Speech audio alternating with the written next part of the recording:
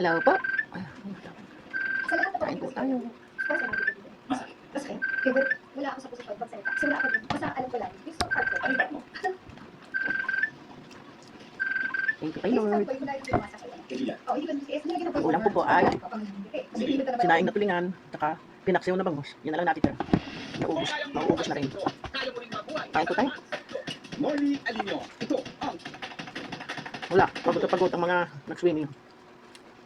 Clothing. Marami ang mga naninira, maraming mga blind items, pero hindi ibig sabihin 30 years ng showbiz natin. Alis na kasabay tayo ay hindi ka nagdemanda kahit gaano kasakit ang mga ginagawa sa mga salita. Wala kang inaway hanggang sa chika ka lang. Nadagdag ka talak. Pero after that, tapos na. Bakit hindi? Alam mo kung sa pala sila ni Disney, kanina no? Si George Diaz, sila din naman rin ikaw more din yan na may jobber. Naiintindihan mo ang trabaho. Iba ang friendship sa trabaho. At kahit ba, wala naman sa inyong below the belt, tumira. Kaya ako lagi sasabi, sa konti, like sobrang gusto nakakadapa yung sakit na binabato sa akin. Natatandaan ko lahat ng beses na pinagtanggol niyo. So, ano mas importante yun? Diba? Yung mga panahon na low na low ako nandun kayo. Diba? 2002, ano kayo lahat? That's my low life. Ito yung mga panahon na bagsak ang marriage mo. Aside from that, yeah, pero yung ready ko pala. Tapos yung sa marriage ko, ay, alam mo pinagdaan. At nagdaan sa iyo, na sumuporta sa akin. So, kakapos, pero yung para sabihin ko, galit ako sa'yo. Naiintindihan mo trabaho din yun mag-report. Diba? At nakaka-proud lang kasi tinatanong mo na ako kung totoo. Or after nyo nagkatawa na yun, pag tumawag ko i-explain ko, or natawag kayo i-explain nyo sa akin, at tinatanong ko totoo, kung wala yung side ko. Yun yung professional journalism. Yun yung professional para sa akin. At trabaho. Hindi dahil mahal mo ko, hindi sabihin, ini-expect ko na, pag tatanggol mo ko lagi, mali ako. May karapatan kayo paluin ko. Yan yung pakiramdam ko. Yan ang mindset ko. Jim, iba to sa'yo ang isang tanong ko ilang kasi kayo mo.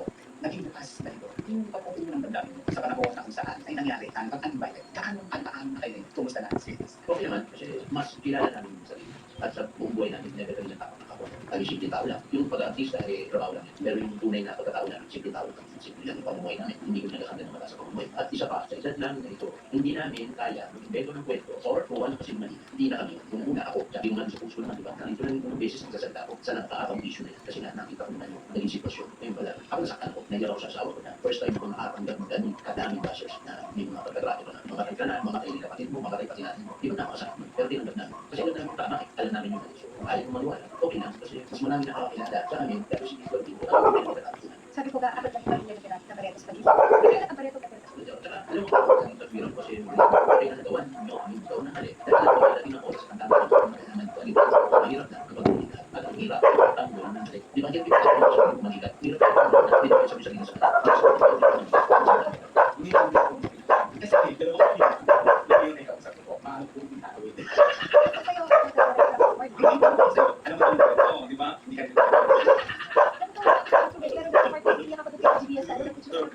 ano ang masasabi? Sa namin ni Chief. kasi ako, at the end of the day, kapatid ko, mahal ko ang kapatid. Pero hindi kaya sa lahat ng tao sa tumawag ako with them mula 2002. Wala ako doon sa so wala ako sa posisyon magsalita. Kasi wala ako doon. Wala. Gusto part ko. Ano yung part mo? Sa lahat ng kasi Sino ng aso namin? Thank you po. Lapasa po ako. Thank you very much. Thank you all. Tingnan po tayo.